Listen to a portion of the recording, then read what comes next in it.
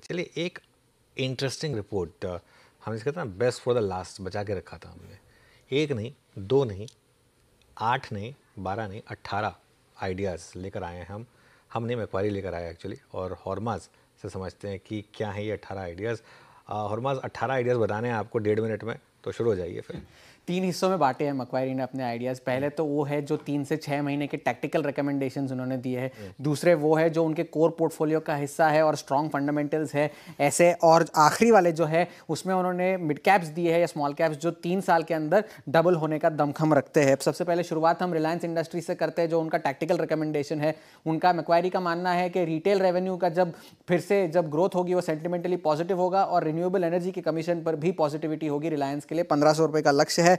NTPC में 475 रुपए के लक्ष्य दिए हैं मैक्वायरी ने और वहां पर भी हीट वेव से लॉन्ग टर्म में जो पावर क्षमता बढ़ाने पर जोर दिया जाए, इससे ये स्टॉक के लिए पॉजिटिव होगा। अगला रिकमेंडेशन उनका है विप्रो, जहां पर उन्होंने 320 रुपए का लक्ष्य दिया है और 5 से 6% की डिविडेंड यील्ड उनके लिए एक अच्छा ट्रिगर है, ये मैक्वायरी का मानना है। टाटा मोटर्स के शेयर्स जो है वो ओवर सोल्ड है, ये मैक्वायरी ने अपनी नोट में कहा। और जेएलआर का नेट कैश होना, प्रीमियमाइजेशन और अच्छे मार्जिन से कंपनी को फायदा पहुंच सकता है, इसलिए वो एक टैक्टिकल रिकमेंडेशन है।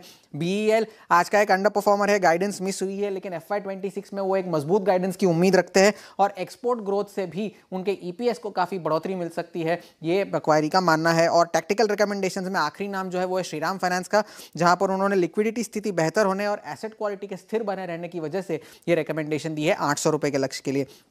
उनके कोर पोर्टफोलियो की अगर हम बात करें तो पहला नाम है टीसीएस का, जहां पर उन्होंने लगभग 5620 रुपए का लक्ष्य दिया है और वहां पर भी एबिट मार्जिन जो है 26 से 28% रहने की उम्मीद है और FY25 और 27 के बीच 15% के ईपीएस कैगर का ये अनुमान लगा रहे हैं। एचडीएफसी बैंक एक दूसरा नाम है, 2300 रुपए के लक्ष्य दिए है और अगले 2 साल में आरओए की स्थिति बेहतर होगी, ईपीएस ग्रोथ भी हाई टीन्स में रहने का अनुमान है।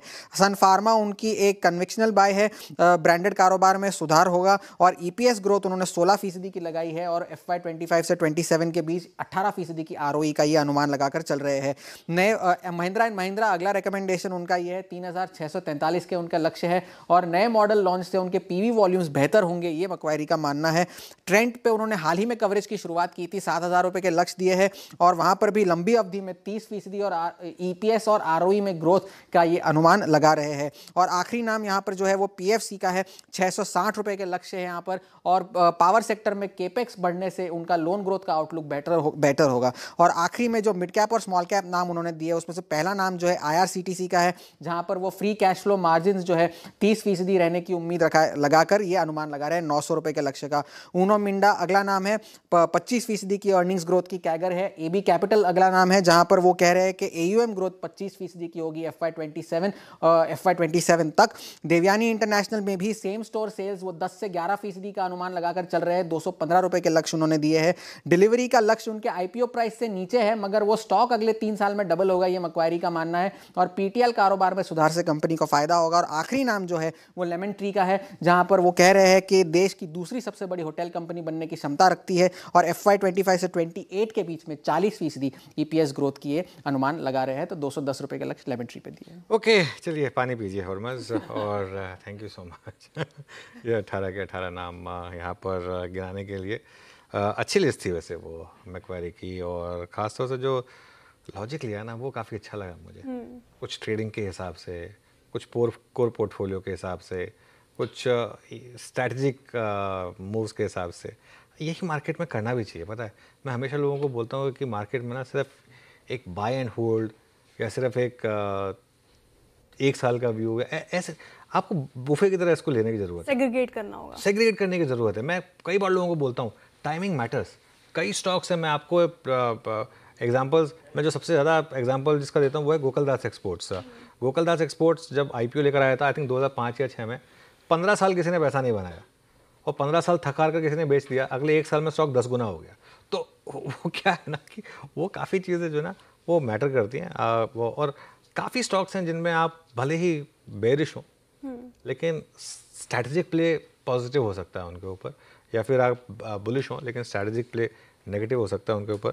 तो ये काफ़ी अच्छी लिस्ट लगी मुझे शेयर। जी बिल्कुल अच्छी लिस्ट लगी। इनफैक्ट ट्रेंट जो उनके कोर पोर्टफोलियो में शामिल करने की जो हिदायत आई है मैक्वेरी की तरफ से, तो ये कल गिरते बाजार में भी ट्रेंट अच्छा खासा परफॉर्म कर रहा था। आज इनफैक्ट आज तो बाजार में रैली भी है, तो यहाँ पे भी 2% की तेज़ी देखने को मिल रही है।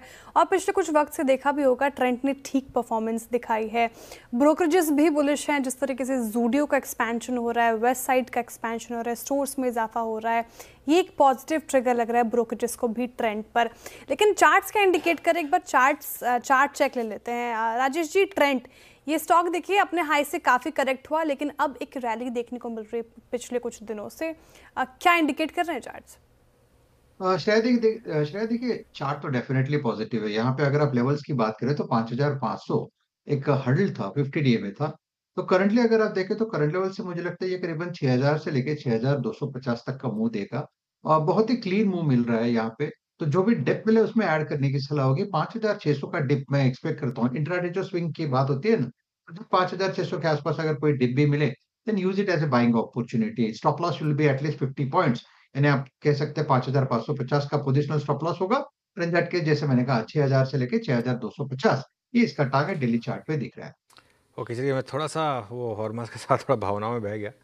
टाइम नहीं देखा मैंने, 4 ही मिनट बचे हैं। वीरू, मार्केट ब्रेड तो बता दीजिए कम से कम। जी हाँ, बिल्कुल बताएंगे। मेरे ख्याल से आपकी भावनाओं की कदर करते हुए मैंने अपने आप को चुप रखा। ठीक है, कोई बात नहीं, निकलने दीजिए थोड़ी सी।